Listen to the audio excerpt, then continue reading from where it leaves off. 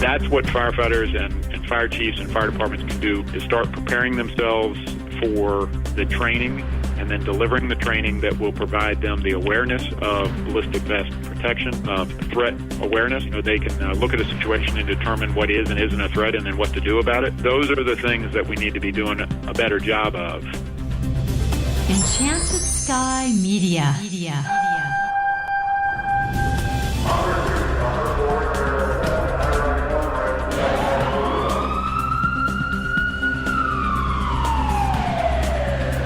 From the Enchanted Sky Studios in Prescott, Arizona, this is Code 3, the Firefighters Podcast, hosted by award-winning journalist Scott Orr. Code 3 features interviews with leading members of the fire service, discussing firefighting strategies, tactics, and other topics you need to know more about. Now, here's Scott. That's right, and I will not let Parkinson stop me. Thank you for joining me again here on Code 3. This is the show for and about firefighters. We're informing and entertaining members of the fire service, just like you, from coast to coast. On May 15th, Appleton, Wisconsin, Engineer Mitch Lundgaard was shot and killed while on a medical run. A police officer was shot and survived, as did a bystander who was also hit. The call for a man having a seizure on a bus came out at 5:30 p.m. When the engine crew arrived and started treatment, the patient got off the bus and walked away. The specifics are still unclear, but the patient produced a gun and fired. Police shot back and killed him. Here to discuss the impact of this tragic situation is Marc Bashoor. With 37 years in emergency services, Marc is currently the Highlands County, Florida Public Safety Director. He spent 6 years as chief of the Prince George's County, Maryland Fire EMS Department and 5 years as emergency manager in Mineral County, West Virginia. He's the executive editor of FireRescue1.com and FireChief.com. And Marc Bashoor joins me now. Welcome to Code 3. Hey, Scott, thanks for having me. I appreciate it.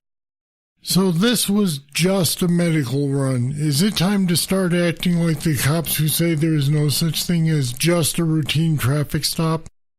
Yeah, I mean, that's really a tough one. I mean, we have said for years that the fire department, the fire and EMS departments, they're ones that people look forward to us coming. They are happy about us being there, and we typically treat them with that reciprocal respect. We come ready to do our job, and typically fire EMS departments don't look at every call as a threat. And ultimately, I think it's time that the fire and EMS departments really start taking a hard look at every call as a threat. Too many things happening, whether it's shootings like this, whether it's roadway incidents, whatever it is, somebody is out to get us. And I don't mean that as antagonistically as it sounds, but ultimately, somebody's always out to get us. And maybe it is time we start looking at everything as a threat. Now, Appleton firefighters have Kevlar vests that they could wear to dangerous calls. They weren't wearing them in this case. Does this incident suggest that we ought to be wearing them on every call, or is it just an unusual situation? That's a tough one, too. The vests are not yet institutionalized across our industry. I can tell you that in the fire department where I'm now forming a combination department down here in Highlands County, Florida, we are going through the evaluation process for vests now, even here. It is something that isn't institutionalized, but is something that departments are going to have to take long and hard looks at not only the purchase, but the policy and training that goes along with it. It's not like you can just throw them out there, put them on people, and expect, okay, they're protected. They do have to have, again, the department has to make the decision, first of all, are we going to buy them? If we are going to buy them and we're going to equip our people with them, are we going to require them to wear them all the time? That's not an answer that I can give every chief. I can tell you that if I find myself in the situation that I find Appleton in right now, I think that's, the logical decision would be, okay, we're going to have to start wearing them on every call. Whether that is the right decision or not is yet to be seen. I think that has to be an evaluation the chief in Appleton makes, and an evaluation every chief in the industry makes. But the logic in most of us will say, yep, it's time to just start wearing them on every call. The thing is, if your department hasn't had an incident like this, I can see it sort of like the seatbelt issue, which is, well, sure, I'll wear it every time except this call, and then except for these 2 calls, and then pretty soon you're not wearing them at all because you never needed them. And then that's when this happens. Yep, absolutely. And that's what I'm saying. That's what's driving this thought process in things like this podcast. It's a great opportunity to have the discussion. I'm not going to come out and outright say, yes, it's time we start wearing them on every call, but I do think it's absolutely worth the discussion. I think it's more than just Appleton. You can look back into my own personal experience in Prince George's County, Maryland with Skillet in 2016 when he was on a check on a welfare call, a medical call for check on a welfare, and he was shot and killed. We, at the time, did not have vests for any of our people except our tactical medics, and we began the process of evaluating vests and how they could and should be worn, and before those decisions could all be made, I ended up retiring, and I believe they're still working on that. So it's not just limited to Appleton. It's happening everywhere, and I think it is time to start looking at everything as a threat. It's also time to start making those hard decisions about whether to wear these all the time. I don't think it's a discussion anymore of whether to buy them. I think we've answered that question now over and over. It's time to buy protective vests for fire and EMS people. Whether we wear them on every call or we allow the officers to have that discretion, that's what's, in my mind, still open to discussion. Well, I'm reminded of the situation in California where the firefighters responding on a fire call were ambushed by the men who wanted to shoot them. I mean, in that case, I think it could possibly be unrealistic to say you should wear Kevlar while you're fighting a fire because it restricts movement a whole lot, makes the air pack hard to wear. But at the same time, if they'd had the vest, it might not have turned out the way it did. Yeah, San Diego was a rough incident. That was one where, again, I talk about the discretion of the officer. Would they have chosen to wear them on an odor or smoke call? Most likely not. I mean, that's one of those calls, and yes, it restricts movement. It adds weight to an already 70 to 85 pounds worth of weight added to you will add that weight to it. It's also important to understand that the Kevlar or ballistic vests, whatever material they're made out of, they are not the end-all be-all. They are not full encapsulating vests. They're protecting the core, and, with that protection also comes the need for training, for decision-making processes amongst our people to make sure that they have good threat recognition skills.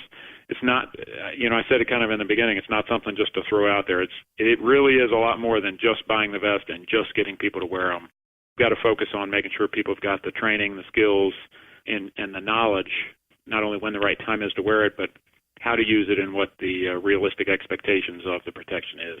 And since you mentioned that, I'll point out that your average civilian will refer to a bulletproof vest, but they are far from bulletproof. Absolutely. And, most of the vests that you see fire departments purchasing are not the highest level protection. The highest level of protection that protects against the highest velocity weapons, if we were to expect fire and EMS people to wear those all the time, the ability for those people to move and maneuver in tight situations, again, with the extra weight on top of what they're doing, would truly restrict our ability to perform our job. And it's, that's something where people have to realize, and that's part of the training. Those vests, like you said, are far from bulletproof. And when we're dealing with the lower levels of protection based on, the threat assessment, then it just adds to the understanding that they are indeed not bulletproof. Getting back to the situation at hand, Appleton has a population of about 70,000, It's not LA, it's not Chicago, so this shooting reminds us that these events can happen anywhere. What can firefighters do to prevent future incidents like this one from happening, or is there anything they can do? I'm not sure that firefighters can prevent this kind of thing from happening with respect to the public's display of weaponry or use of weaponry. That's not the firefighter's mission. Our mission is to respond to the fire and EMS emergencies and deal with those. So what firefighters and EMTs can do is to better prepare themselves for threat recognition, for awareness training, for understanding what ballistic vest protection provides and doesn't provide, and how to deal with those situations, much like we've dealt with active shooter training and pretty much the mantra of run, hide, fight is something that we've given the public that's totally unprotected. We haven't given firefighters any mantra to use other than wear your gear and, oh, here's a vest, let's put it on. We have got to start, as chiefs, we have got to start taking this serious.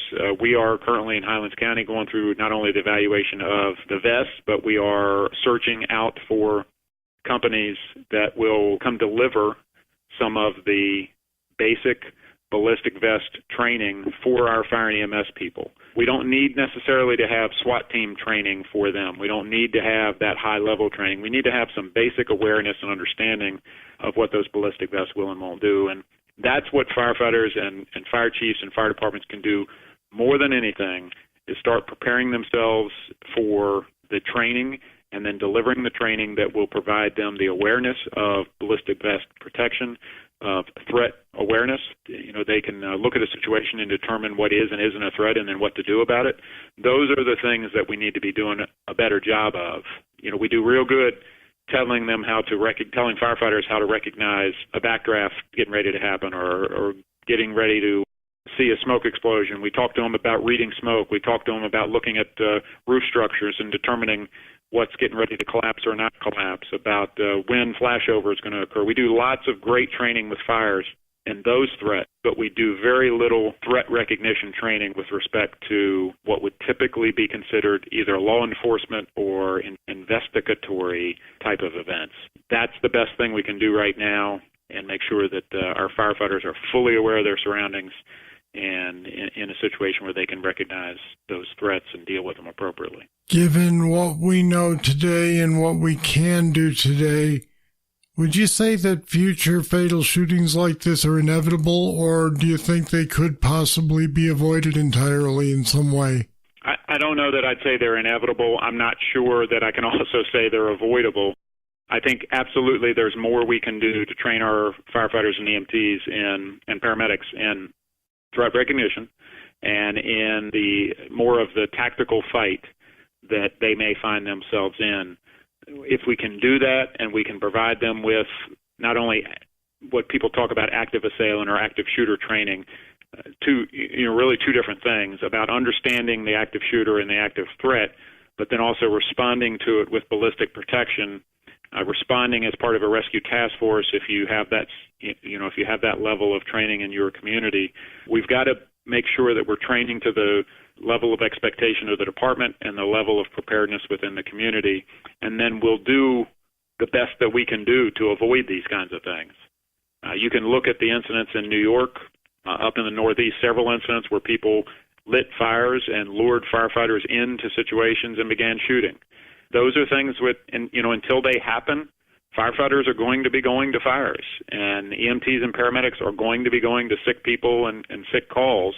The only way to avoid that type of thing is to send a police officer first into everything and have a police officer verify that the scene's safe before we send firefighters and EMTs in, and that's not a realistic expectation by any means. All right, we'll leave it there. Marc Bashoor, thanks for talking with me today on Code 3. Okay, thank you, Scott. I appreciate it, and everybody wants you to stay smart and stay safe. And we put some more information about dangerous EMS runs on our website at code3podcast.com/danger. Check it out. All right, that's it. That's all for this edition of Code 3. This time we talked about dangerous EMS runs. I'd like to hear what your department has been doing or not doing that might help avoid tragedies like this one. Just email me, scott@code3podcast.com. I'll be reading your comments on a future show. Thank you for listening. I'll be back next time with more, and I hope you'll join me then. I'm Scott Orr, and until then, stay safe. Code 3 is a production of Enchanted Sky Media. To contact us, get more information on today's topic, or subscribe to the podcast, go to code3podcast.com.